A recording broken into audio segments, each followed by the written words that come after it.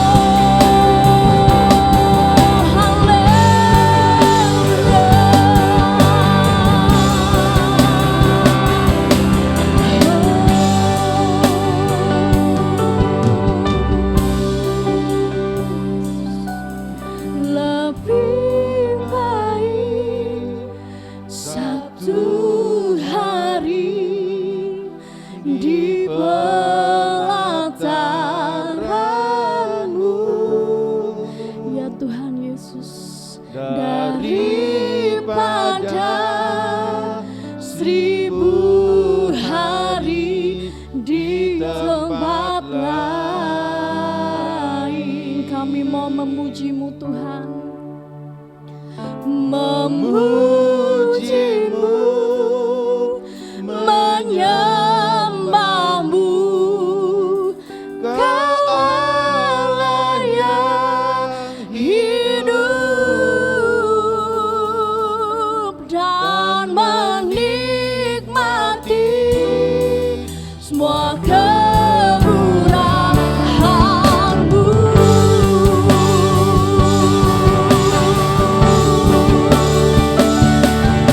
Lebih baik satu hari di pelataran-Mu daripada 1000 hari di tempat lain. Kami mau memuji-Mu Tuhan, memuji-Mu, menyembah-Mu, Kau Allah yang hidup, dan menikmati semua kemurahan-Mu.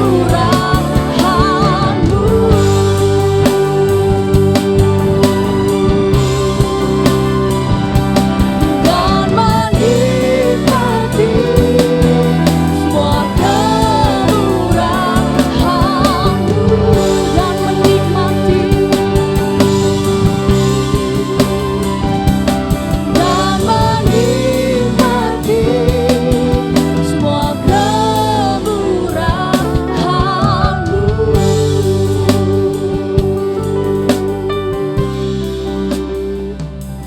Benar Tuhan Yesus, biarlah satu hari kami Tuhan, kami mau pakai Tuhan untuk menikmati kemurahan-Mu Tuhan di bait-Mu Tuhan Yesus.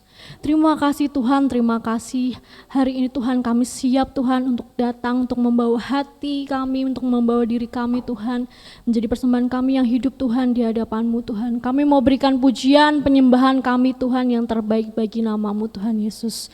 Terima kasih Tuhan, terima kasih. Beracaralah Tuhan, bertatalah Tuhan atas puji-pujian kami Tuhan. Biarlah hanya nama-Mu Tuhan saja yang ditinggikan, yang dimuliakan dan disenangkan Tuhan. Terima kasih Tuhan, kami siap Tuhan untuk memuji-Mu lebih lagi. Hanya di dalam nama-Mu kami berdoa dan mengucap syukur. Yang percaya kita katakan haleluya, amin. Shalom Bapak Ibu. Shalom. Ada sukacita pagi hari ini? Amen. Siap memuji Tuhan lebih lagi? Yang siap kita mau melambaikan tangan di hadapan Tuhan kita. Kita mau angkat pujian kita mau katakan ajar kami untuk lebih dekat di hadapan-Mu Tuhan Yesus.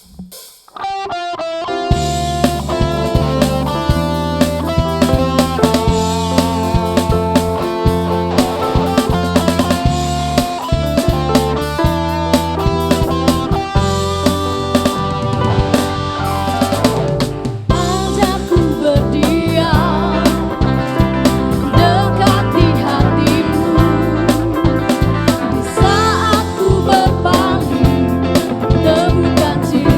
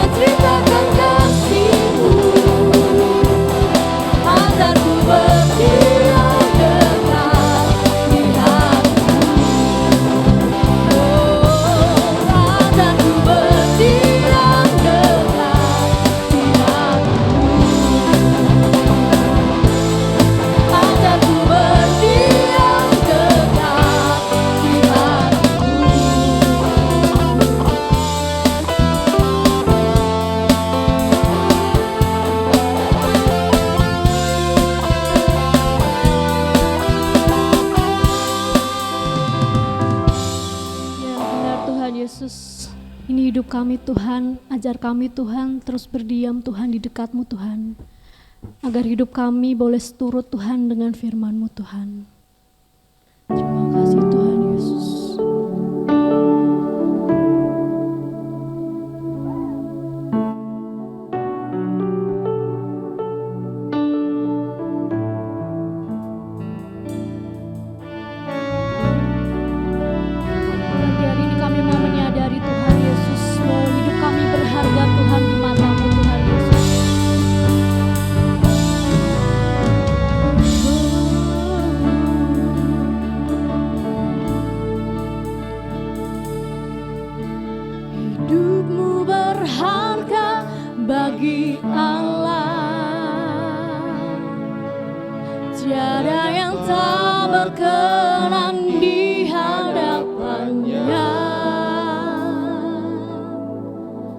Jadi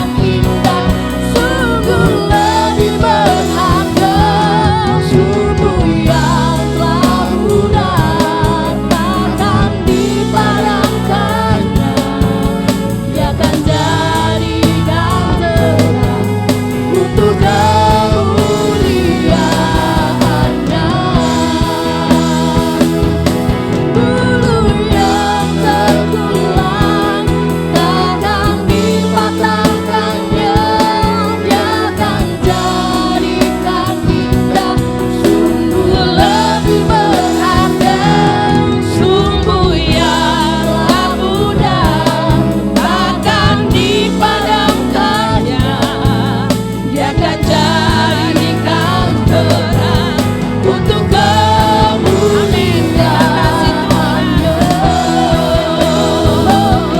bulu yang tertulang takkan dipatahkannya.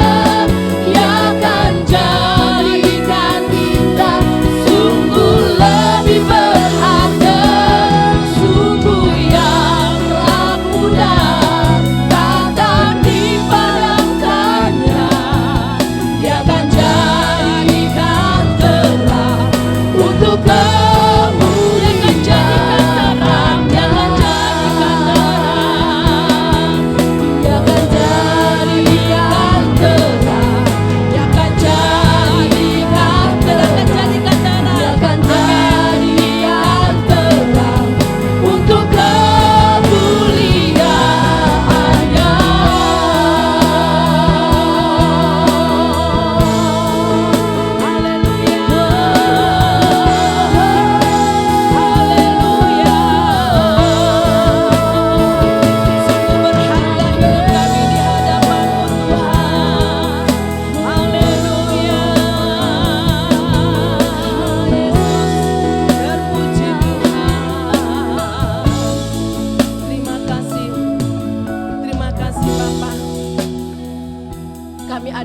karena anugerah Tuhan.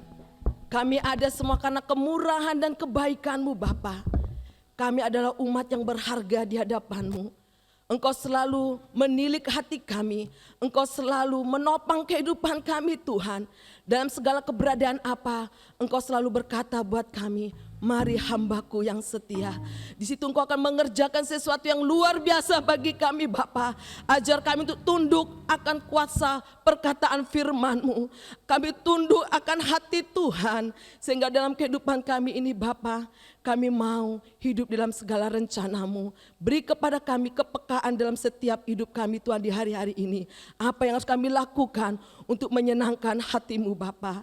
Terpujilah Engkau Tuhan, segala apa yang menjadi persoalan pergumulan kami. Kami percaya damai sejahtera Tuhan Yesus Tuhan akan turun atas kehidupan kami dalam nama Yesus. Kuasa sijat, kuasa kegelapan, intimidasi apapun itu Tuhan tidak akan menguasai kami. Karena kuasa Roh Kudus yang lebih besar itu tetap tinggal dan menguasai akal, pikiran, kekuatan kami. Terpujilah Engkau Bapa, hanya di dalam nama Yesus Tuhan kami mau mesambut kebenaran firman-Mu. Haleluya. Amin. Puji Tuhan. Salam Bapak Ibu sering kasih. Puji Tuhan. Biarlah kiranya damai sukacita Tuhan terus melimpah atas kehidupan kita. Situasi kondisi seperti ini, tidak mungkin Bu Manurung kita hidup penuh damai. Tidak mungkin Bu Manurung hidup ini hidup penuh sukacita. Bapak Ibu, saya melihat di dalam beberapa grup pertemanan saya, menceritakan banyak hal dalam perjalanan hidup ini. Tapi kita bersyukur Bapak Ibu, firman Tuhan itu adalah kekuatan kita. Amin Bapak Ibu. Firman Tuhan itu adalah kesukaan dalam kehidupan kita yang akan membawa kita semakin mengerti rencana Tuhan yang besar. Percaya bahwa rencana Tuhan itu indah selalu dalam hidup kita. Walaupun kita harus melewati hal-hal yang mungkin tidak mengenakkan kehidupan kita, daging kita. Tetapi sebenarnya ada sesungguhnya roh yang dari Tuhan Kristus Tuhan akan membawa kita di dalam kesukaan yang dari Kristus Tuhan. Amin Bapak Ibu. Biarlah pada saat pagi hari ini, sesuai dengan tema kita per 3 bulan, saya mengambil satu tema, subtema, bercahaya seperti matahari. Bercahaya seperti matahari saya ambil dari kitab Injil Matius 13 ayat 43 Bapak Ibu. Ini suatu rema buat saya pribadi, perenungan buat saya pribadi. Tuhan di ayat ke-43 di situ ditekankan bercahaya seperti matahari. Mari Bapak Ibu saudara kasih, kita akan baca kitab Injil Matius pasal yang ke-13 ayat yang kita akan baca Bapak Ibu.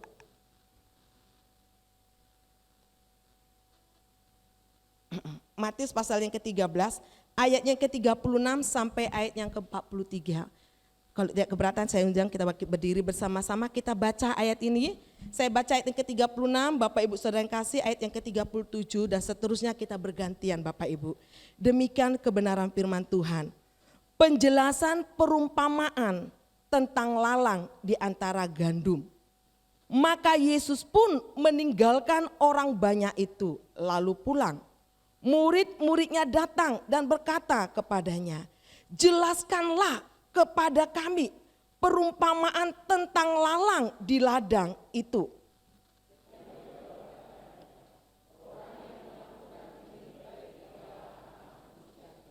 Ladang ialah dunia, benih yang baik itu anak-anak kerajaan, dan lalang anak-anak si jahat.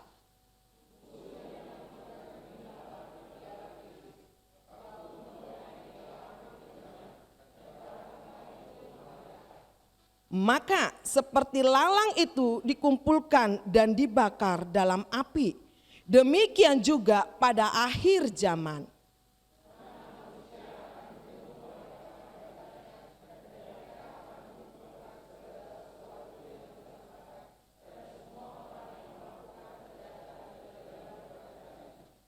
Semua akan dicampakkan ke dalam dapur api, di sanalah akan terdapat ratapan dan kertakan gigi.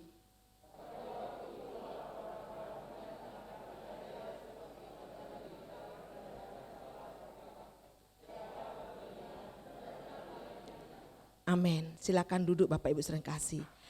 Saya akan kembali ulang ayat yang ke-43 dikatakan. Pada waktu itu orang-orang benar akan bercahaya seperti matahari dalam kerajaan mereka. Siapa bertelinga hendaklah ia mendengar. Bapak Ibu saudara yang kasih, kalau kita memperhatikan mulai dari kitab Matius 13 ini, dari ayat yang pertama sampai ayat yang ke-52, itu menjelaskan tentang perumpamaan. Perumpamaan yang diceritakan dalam perumpamaan tersebut pun mengenai benih, tanah. Bapak Ibu saudara yang kekasih, kalau kita perhatikan di ayat sebelumnya Bapak Ibu, saat Yesus menyampaikan perumpamaan lalang dan gandum, pada saat memaparkan itu, murid-murid Yesus belum memahami apa itu yang dikatakan, apa itu yang disampaikan Yesus tentang lalang dan gandum. Lalu dikatakan di ayat yang ke-36, setelah mereka berpulangan sebagian, murid-murid Yesus ini gak puas. Murid-murid Yesus gak paham apa sih yang dikatakan Yesus tadi itu, mengenai apa sih. Mereka datang kembali kepada Yesus. Yesus, tentang perumpamaan yang tadi Tuhan Yesus paparkan kepada kami, pengajaran yang Tuhan Yesus sampaikan kepada kami, mereka meminta penjelasan kembali kepada Yesus. Dan Yesus, kalau kita perhatikan dari ayat tersebut, sangat jelas dan sangat jelas memberikan, menyampaikan apa tentang lalang dan gandum itu Bapak Ibu sering kasih. Bapak Ibu sering kasih, saya berikan selalu ilustrasi. Dalam keadaan pandemi seperti ini, kebanyakan kita hari-hari ini di rumah saja. Saya orangnya gak bisa diem Bapak Ibu. Saya itu ngumpet, apa aja saya kerjakan. Saya gak bisa nganggur gitu Bapak Ibu. Saya ada kulibek, saya tanemin, saya ambil dari bibit cabai yang dari pasar yang sangat tua, yang merah banget. Saya jemur, ditanam oleh Pak Manurung. Setelah ditanam Pak Manurung, ternyata banyak tunas yang tumbuh. Ternyata ada pengaruh Bapak Ibu. Dalam satu kulibek itu ada beberapa cabai tumbuh, ternyata mempengaruhi pertumbuhan yang lain. Akhirnya Pak Manurung, "Mah tak cabut ya mah beberapa pohon cabai ini." Eman nih, karena sudah mulai buahnya Bapak Ibu, ada foto Pak Manurung, banyak banget cabai rawit sekarang 140 ya Bu, Bapak Ibu ya. Ibu-ibu yang belanja 140.000 ya. Cabainya banyak banget Bapak Ibu. Ya. Dicabut Pak Manurung eman ya. Saya sebenarnya mau tunjukkan Bapak Ibu. Nah, ada beberapa kulibek, saya tanam sayur-sayuran juga. Bapak Ibu, saya ambil satu gambaran di dalam tumbuhan tersebut. Ternyata di antara cabai itu ada rumput-rumputnya juga Bapak Ibu. Ada pengaruh. Saya cabutin. Supaya subur. Dan benar, setelah beberapa batang pohon yang ada di satu kulibek ini, Pak Manurung cabut. Dan benar dan jelas saya katakan Bapak Ibu pagi ini, buah cabai itu sangat lebat dan sangat lebat. Ya. Tadinya mau saya upload sini Bapak Ibu ya, tapi enggak usah lah. Senang banget, setiap hari saya bangun tidur gitu Bapak Ibu setelah berdoa tak liatin gitu ya Bapak Ibu. Senang jadi hiburan buat saya. Pak Mandrung pun juga gitu, nanti kalau pulang-pulang gitu ngeliatin gitu ya Bapak Ibu. Sampai tetangga, Bu cabenya banyak banget ya Bu. Ya nanti kita ambilin sama-sama saya katakan gitu. Bapak Ibu dari sini saya merenungkan begini, ya pertumbuhan rohani kita pun ternyata perlu diperhatikan. Perlu diperhatikan di dalam hal ini. Bapak Ibu di ayat sebelumnya, pekerja tuannya berkata begini, Tuan, bagaimana kalau lalang yang ada di antara gandum yang Tuan taburkan benih yang baik itu, lalang itu saya cabut Tuan. Tuannya berkata apa Bapak Ibu? Jangan, biarkan itu lalang tumbuh bareng-bareng dengan gandum yang ada. Saya baca ini, waduh kenapa ya? Kok memang Tuhan mengasihi kita? Dari ilustrasi kenapa kok gandum sama lalang dibiarkan bertumbuh? Kenapa lalang itu gak diambil aja? Berjangan menghimpit kehidupan gandum tersebut. Itu perkiraan kita Bapak Ibu. Itu cara pandang kita. Cara pandang saya tadi pun seperti itu. Pak Mandung tadi seperti itu. Mencabut sebagian benih supaya buahnya lebat. Walaupun memang benar kenyataannya lebat. Tetapi ternyata gak harus seperti itu. Menurut kebenaran firman Tuhan Bapak Ibu kalau kita perhatikan, Tuhan tidak mengendaki lalang yang ada di antara gandum itu dicabut, jangan. Tuhan katakan, nanti dibaca Bapak Ibu, jangan biarkan hambaku itu tumbuh bersama-sama. Pada saatnya tadi firman Tuhan katakan, Tuhan akan menuai. Dan Tuhan tegaskan lagi, biarkan itu tumbuh bersama. Setelah nanti tumbuh dalam penuaian gandum itu Bapak Ibu, firman Tuhan jelas katakan, dipisahkan antara gandum dan lalang. Ikat sesuai dengan ikatan lalang dan ikatan gandum. Bapak Ibu, perjalanan kehidupan kita Bapak Ibu di hari-hari ini semakin tidak enak. Tantangan semakin besar. Pergumulan semakin banyak yang kita hadapi di hari-hari ini. Tuhan izinkan COVID ini terjadi Bapak Ibu. Ada hal proses yang mau kita lakukan di hadapan Tuhan. Ada hal-hal nilai-nilai kerohanian kita mau bangun ke hadapan Tuhan. Lebih baik 1 hari di pelataranmu daripada 1000 hari di tempat lain. Ini salah satu hal yang harus kita renungkan bersama-sama pagi ini Bapak Ibu. Kita mau melihat Bapak Ibu, situasi keadaan seperti ini saya merenungkan kembali perjalanan kehidupan Nuh. Situasi keadaan zaman Nuh Bapak Ibu, seperti keadaan firman Tuhan katakan hidup di dalam kejahatan manusia. Next kita lihat Bapak Ibu. Ending perjalanan rohani kita adalah sejauh apakah kerohanian kita di hadapan Tuhan. Kalau Bapak Osea kemarin mengingatkan kita, menyinggung kita tentang iman.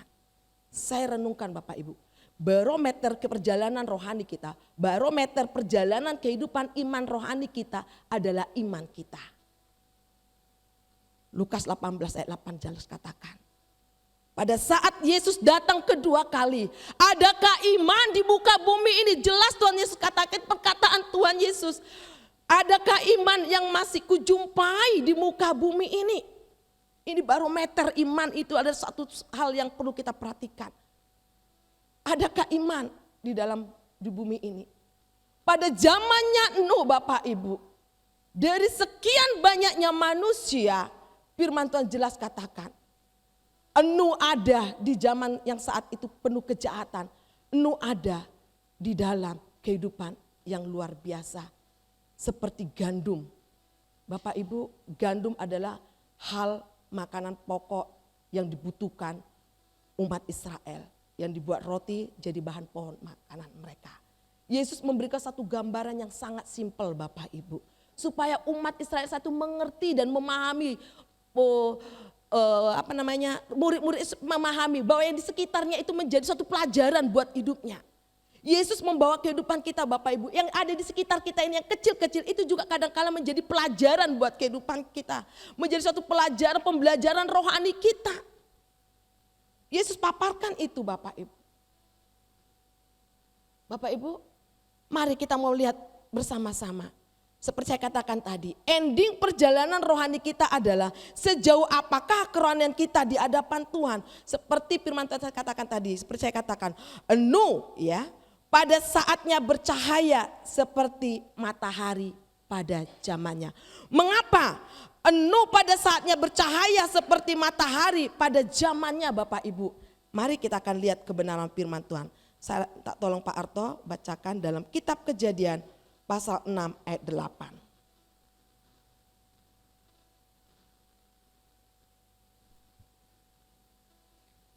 Tetapi Nuh mendapat kasih karunia di mata Tuhan. Iya. Dikatakan tetapi Nuh mendapatkan kasih karunia di mata Tuhan.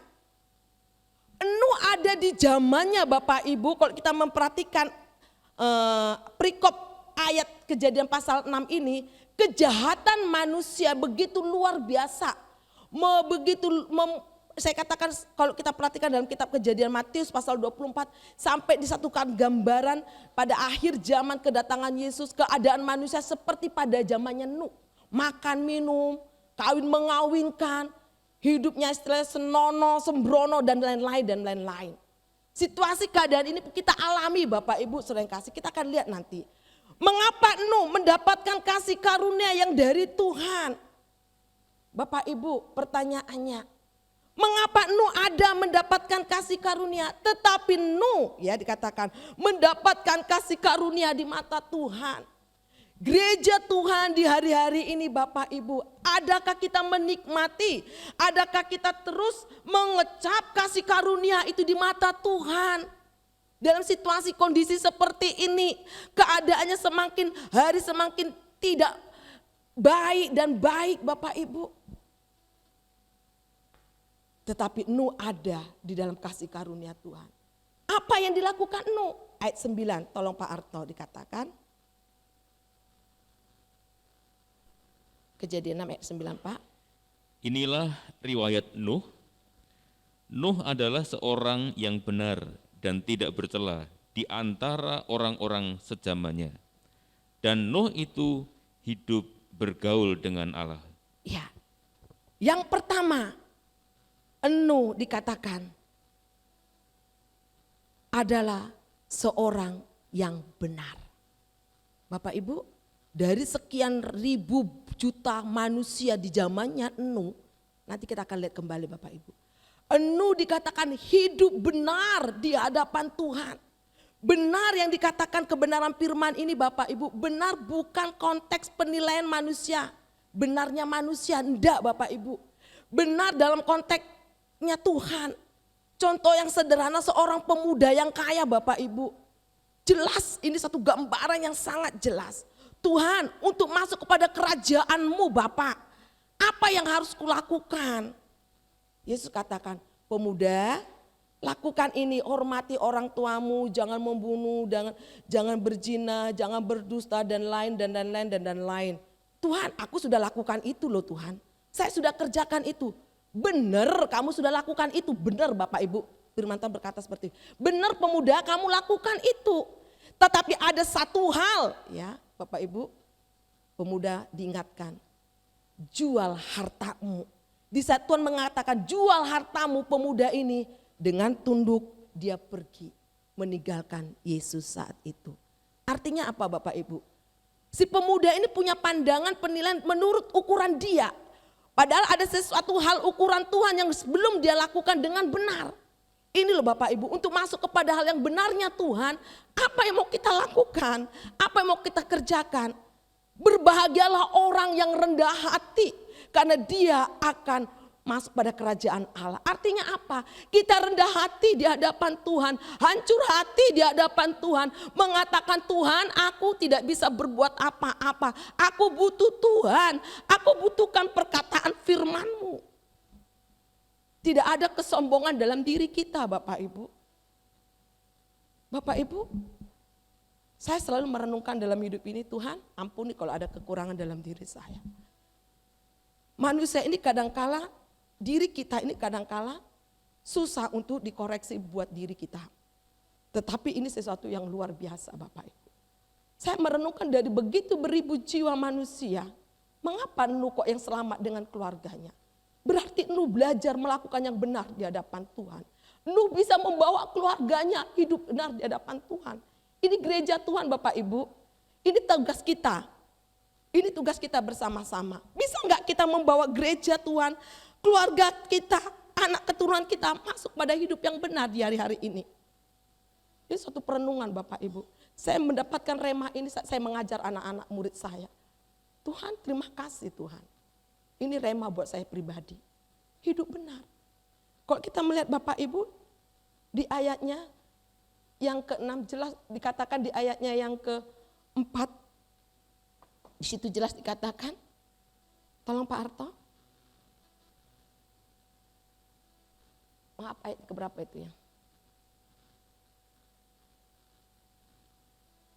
Mari Pak Arto. Ayat yang ke-14 Pak Arto.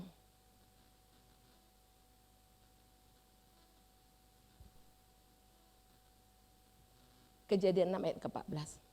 Buatlah bagimu sebuah bahtera dari kayu gofir. Bahtera itu harus kau buat berpetak-petak dan harus kau tutup dengan pakal dari luar dan dari dalam. Iya. Ini gambaran Bapak Ibu, kalau Nuh benar-benar melakukan yang benar di hadapan Tuhan. Saat Tuhan berfirman kepada Nuh, Nuh buat bahtera. Dan kalau kita memperhatikan Bapak Ibu, apa yang difirmankan Tuhan kepada Nuh, bahtera yang disuruh buat sesuai dengan apa yang Tuhan katakan. Panjangnya sekian ya Nuh, dengan panjang 300, ya, dengan lebar 30 hasta, ya. Dia 50 hasta, tingginya 30. Dia lakukan dengan baik Bapak Ibu. Dia kerjakan itu semua dengan baik. Ini bentuk yang dilakukan Nuh saat zamannya Bapak Ibu. Dia bisa bercahaya seperti matahari di zamannya. Karena Nuh melakukan yang benar di hadapan Tuhan. Biarlah pagi hari ini Bapak Ibu, ini suatu perenungan buat kita. Kita mau belajar hidup benar di hadapan Tuhan. Dan saya melihat juga perjalanan kehidupan Asa Bapak Ibu. Raja Asa. Di dalam 2 Tawarik pasal 15. Saat Asa menjadi raja saat itu. Dia belajar mendengar perkataan Nabi Oded. Nabi Oded berkata kepada Raja Asa. Raja Asa, umat Israel ini loh, mereka hidup gak benar di hadapan Tuhan. Mereka selalu melakukan hal yang menyakitkan hati Tuhan. Mereka selalu melakukan penyembahan-penyembahan kepada Baal Asyerah di hadapan Tuhan. Asa saat itu sebagai pemimpin saat itu, karena dia memiliki hati yang tulus dalam 2 Tawarik pasal 15 nanti dibaca Bapak Ibu. Hati yang tulus di hadapan Tuhan. Dia belajar apa yang dikatakan Nabi Oded saat itu, membawa umat Israel saat itu hidup benar di hadapan Tuhan. Semua berhala-berhala, benda-benda yang tidak berkenan di hadapan Tuhan saat itu dihancurkan, dirobohkan. Bahkan sampai istilahnya neneknya sendiri pun Bapak Ibu dipecat sebagai permaisuri saat itu. Karena apa? Neneknya hidup di dalam penyembahan. Dia tidak peduli saat itu, walaupun dia itu saudara sendiri, walaupun itu orang tua neneknya, tetapi secara kehidupan rohani dia mau menempatkan kebenaran Kristus saat itu. Dia pecat Bapak Ibu, wow luar biasa. Dia memberikan yang terbaik di hadapan Tuhan, dia mempersembahkan yang terbaik di hadapan Tuhan. Dia bawa umat-umat saat itu datang di dalam memuliakan Tuhan di Yerusalem. Dan firman Tuhan katakan selanjutnya, selama 35 tahun dalam kepemimpinannya, dia tidak mengalami peperangan. Ada kemenangan dan kemenangan. Walaupun pada saat itu peperangan selalu dia hadapi. Dia menghadapi peperangan dengan musuhnya. Tetapi kemenangan selalu ada dinikmati Asa. Amin Bapak Ibu.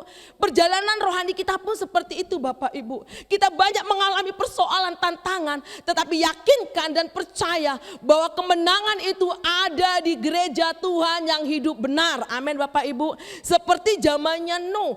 Nuh adalah luar biasa menjadi gambaran dalam gereja Tuhan di hari-hari ini. dia bisa bercahaya seperti matahari di zamannya. Ini yang mau kita perhatikan bersama-sama. Mazmur 1 ayat yang ke-6, tolong Pak Arto bacakan ayat ini.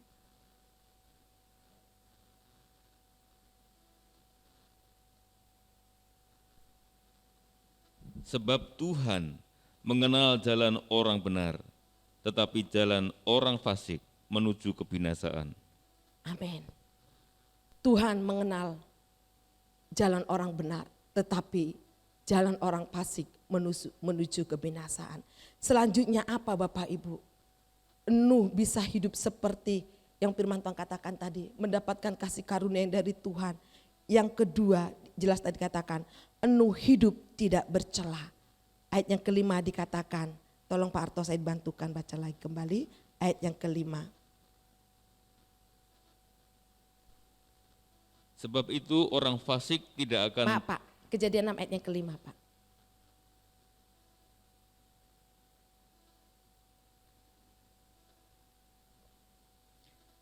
Ketika dilihat Tuhan bahwa kejahatan manusia besar di bumi dan bahwa segala kecenderungan hatinya selalu membuahkan kejahatan semata-mata. Ya, ini keadaan, kondisi di zamannya Nuh. Jelas dikatakan ketika dilihat Tuhan bahwa kejahatan manusia besar di bumi dan bahwa segala kecenderungan hati selalu membuahkan kejahatan semata-mata. Dan di ayat yang ke-6 selanjutnya dikatakan, maka menyesallah Tuhan bahwa ia telah menjadikan manusia di bumi ini. Artinya apa? Tidak ada lagi toleransi Tuhan buat manusia di zaman itu. Kejahatan manusia begitu luar biasa di zaman itu. Kejahatan yang luar biasa dilakukan. Tetapi Nuh hidup tidak bercela. Bapak Ibu, kok kita melihat di hari-hari berita dengan situasi kondisi seperti ini, banyak berita yang luar biasa juga, yang sangat istilahnya miris hati kita dibuat. Orang tua kandung bisa berhubungan badan dengan anak selama beberapa tahun. Menjijikkan. Anak mantu ngasih racun sama mertuanya. Rebutan harta, warisan, dan lain. Karena apa Bapak Ibu? Sekarang di hari-hari ini manusia egoisnya semakin tinggi, mencari kepentingan pribadi. Ini yang ada di zamannya Nuh pun ada saat itu Bapak Ibu. Di zaman yang kita lewati hari-hari ini, yang kita lalui di hari-hari ini Bapak Ibu, ada Bapak Ibu.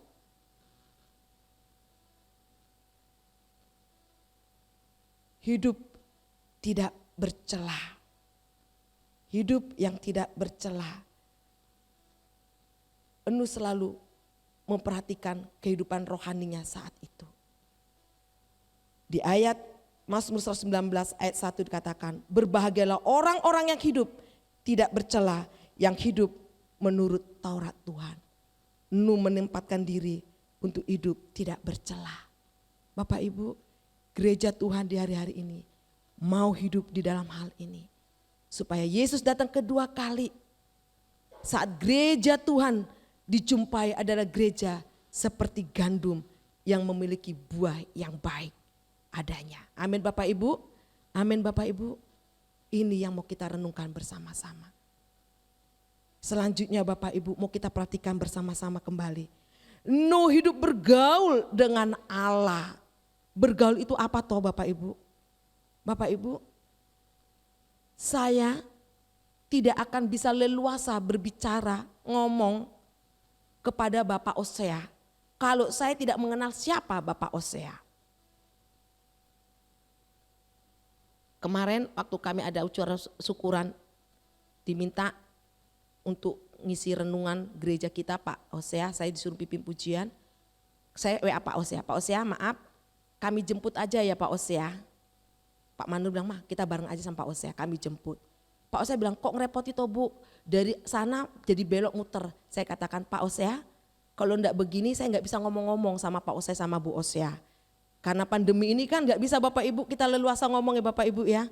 Nah dengan seperti ini saya bisa ngomong Bapak Ibu, sharing Bapak Ibu. Pak Osea ketawa dan Bu Osea ketawa. Karena saya mengenal siapa Pak Osea, Bu Osea, saya coba menceritakan apa yang ada isi hati saya. Saya sampaikan itu Bapak Ibu. Nah, Nuh ada hidup bergaul dengan Allah. Karena Nuh bisa bergaul dengan Allah, dia bisa menjadi sahabatnya Allah. Bergaul itu berarti dia bisa menempatkan dirinya bahwa Allah itu sahabat buat dia. Enak Bapak Ibu, enak sekali. Saya coba menempatkan diri saya Bapak Ibu kepada murid-murid, kepada siapapun. Saya mencoba menempatkan diri, saya nggak mau jaim. Udah, jadikan saya temanmu, sahabatmu, orang tuamu, apapun itu. Ya, nggak usah sungkan.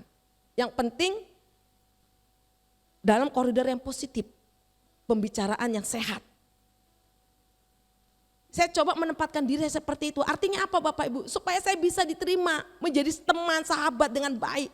Kalau enak kita menjadi teman sahabat Bapak Ibu, enak. Jadi ngomongnya pun mencair dan mencair. Nah, Nuh bergaulnya luar biasa kepada Tuhan. Nuh hidup seperti itu, sedangkan orang-orang lain tidak hidup bergaul kepada Tuhan. Nuh ada bergaul kepada Tuhan dengan baik. Maka dia mengerti apa yang akan terjadi. Janji Tuhan disampaikan kepada Nuh. Berfirmanlah Tuhan, Nuh buat batra yang terbuat dari kopir. Mengapa ini disampaikan oleh Nuh? Dan Nuh bisa istilahnya connect, bisa menerima, memahami saat itu. Karena dia tahu yang berbicara kepada dia adalah seorang sahabatnya dia. Temannya dia, sehingga dia memahami apa yang Tuhan katakan kepada dia. Enak Bapak Ibu. Dan Nuh melakukan persis apa yang dikatakan Bapa saat itu. Buat ya Nuh, Bapak Ibu. Di saat Nuh membuat batra itu Bapak Ibu enggak 1-2 hari. Menurut pembelajaran yang pernah saya pelajari Bapak Ibu. Mencapai 80 sampai 100 tahun. Waktu yang lama Bapak Ibu. Cukup dengan waktu yang begitu lama saya katakan. Bapak Ibu, ini yang harus dikerjakan Nuh saat itu.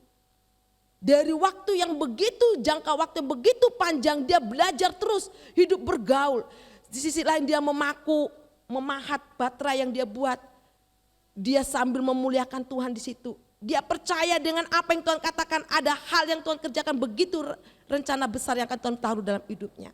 Dan benar, pada saatnya dikatakan air bah turun atas bumi ini, Nuh selamat dari semua yang ada. Hanya 8 orang firman Tuhan katakan, firman Tuhan selanjutnya. Sesuatu yang luar biasa Bapak Ibu. Kita tidak tahu dengan kedatangan Tuhan Yesus Kristus. Gereja Tuhan berapa jiwa di hari-hari ini yang datang memuliakan Tuhan. Tetapi berapa jiwa kan nanti yang akan masuk kepada kerajaan Bapa bersama Bapa. Ini yang harus kita kejar, ini yang harus kita lakukan. Ini yang mau kita bawa dalam kehidupan rohani kita di hari-hari ini. Kita mau hidup sesuai dengan apa yang Tuhan katakan dalam hidup ini. Kita kerjakan dengan sungguh-sungguh di hari-hari ini. Mazmur 25 ayat 14, tolong Pak Arto.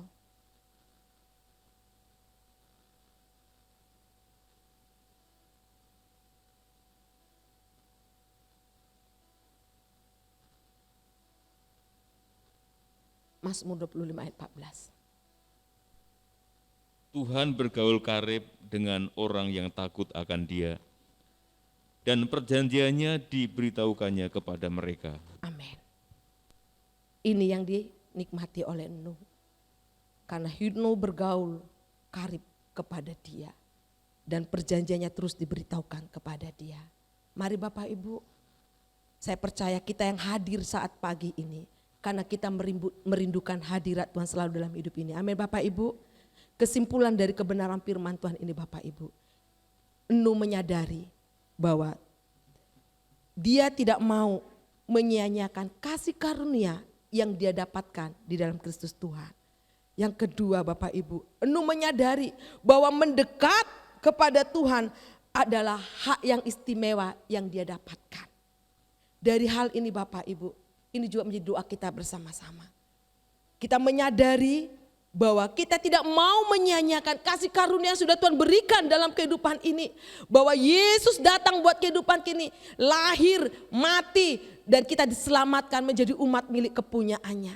Dan mari kita tidak menyia-nyiakan Hak istimewa kita untuk hidup bergaul kepada Dia. Hak istimewa kita untuk menghampiri Dia. Hak istimewa kita untuk datang terus kepada Dia. Sebagai Allah dan Juru Selamat kita. Sebagai Allah yang akan menghakimi bumi ini. Sebagai Allah yang akan menjadi Raja di sorga nanti. Amin Bapak Ibu.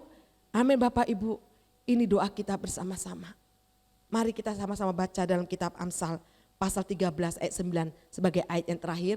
Kita bangkit berdiri, kita baca ayat ini bersama-sama.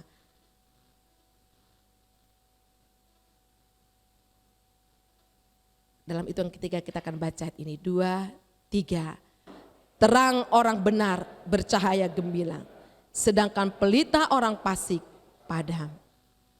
Biarlah dari firman Tuhan ini kita mau menjadi umat di hari-hari ini bercahaya seperti matahari yang Tuhan lihat dari diri kehidupan kita.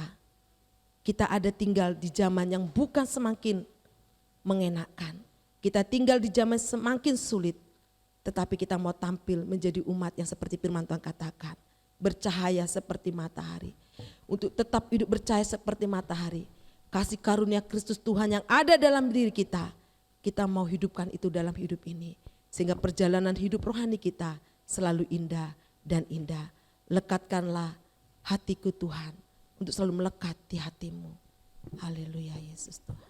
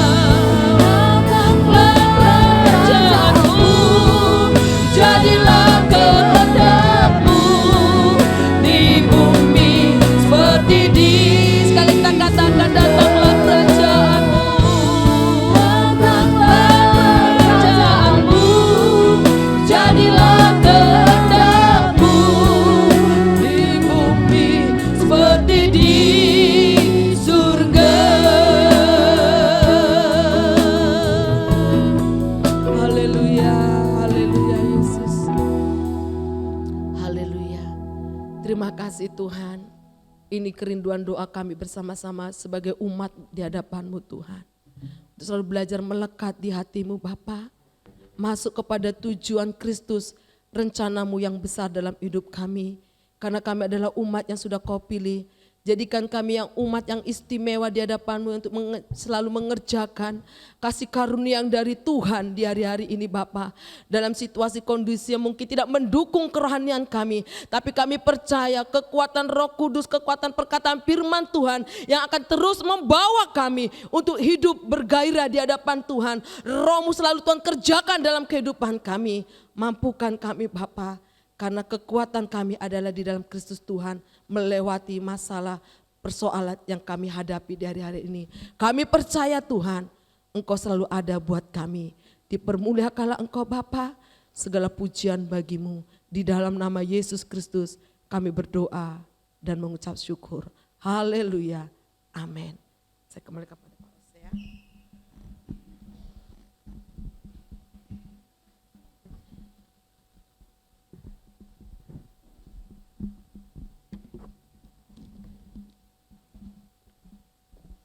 Sebelum pulang, mari kita akan mendengarkan beberapa pengumuman. Firman Tuhan Minggu 21 Maret 2021 akan disampaikan oleh Bapak Pendeta Hosea Editiono. Mengingat ini musim pandemi COVID-19, bagi jemaat yang dalam kondisi kurang enak badan seperti flu, batuk, panas, dan lain-lain, tetap dianjurkan untuk mengikuti ibadah online saja. Mohon maaf dan terima kasih untuk kerjasamanya. Bagi jemaat yang akan memberi persembahan, disediakan kotak persembahan di pintu keluar. Tolong persembahan diberikan keterangan yang jelas untuk persembahan apa. Persembahan juga bisa ditransfer melalui bank tahapan BCA atas nama Bapak Dr. Andes Supriyanto. Sebelum pulang, pastikan jemaat membersihkan tangan terlebih dahulu dengan hand sanitizer yang sudah disediakan. Jemaat tetap jaga jarak, jemaat keluar lewat pintu utama dimulai dari det pertama sampai selesai. Selama di mobil penghantar pulang, tolong masker jangan dibuka. Dan pastikan Bapak atau Ibu tidak tertular virus corona selama beribadah di gereja. Untuk selanjutnya saya serahkan kepada Bapak Gembala.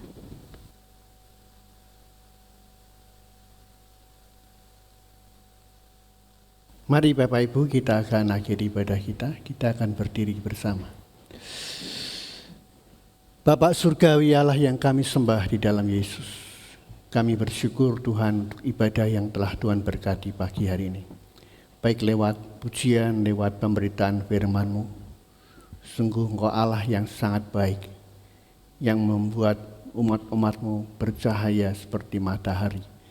Di tengah-tengah masalah, di tengah-tengah pandemi COVID-19, kami tampil beda, sebab yang menyertai kami ini lebih besar dari segala masalah yang ada.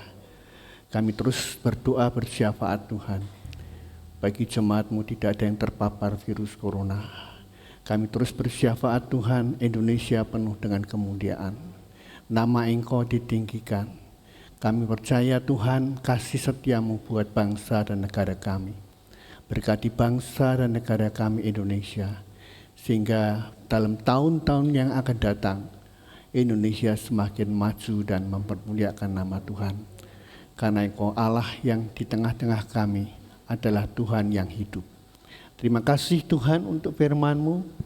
Berkati hamba-Mu Ibu Manurung yang sudah membagikan berkat firman Tuhan buat kami.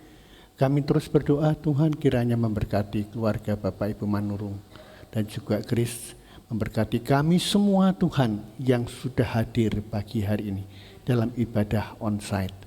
Kami bawa doa juga bagi mereka yang sebentar sore mengikuti ibadah online, tetap mereka bersemangat Tuhan untuk terus setia kepadamu dan tidak meninggalkan Engkau sampai Engkau datang kembali yang kedua kali. Terima kasih bagimu Tuhan, tidak ada yang mustahil.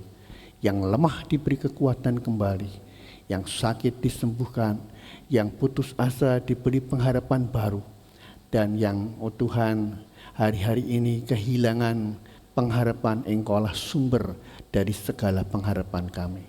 Segala pujian kemuliaan bagi nama-Mu Bapa. Sekarang Bapak Ibu angkatlah kedua tangan-Mu, terimalah berkat Tuhan pagi hari ini. kasih Allah Bapa, pengorbanan Yesus Kristus Tuhan di Golgota untuk menebus melayakkan kita menjadi anak-anak Allah yang mewarisi kerajaannya dalam dimensi waktu tanpa batas, diselamatkan menjadi ahli-ahli waris surga, dan persekutuannya yang intim melalui Roh-Nya yang kudus terus menyertai memberkati engkau dimanapun engkau berada. Segenap aktivitas usaha pekerjaanmu disertai Tuhan dan diberkati Tuhan. Tuhan memberkati engkau dan melindungi engkau. Tuhan menyinari engkau dengan kasih karunia-Nya. Dan hari ini Tuhan menghadapkan wajah-Nya kepadamu untuk memberikan damai sejahtera Allah hari ini, esok, sampai Maranatha, Yesus datang kembali. Yang percaya di dalam Yesus berkata, Amin.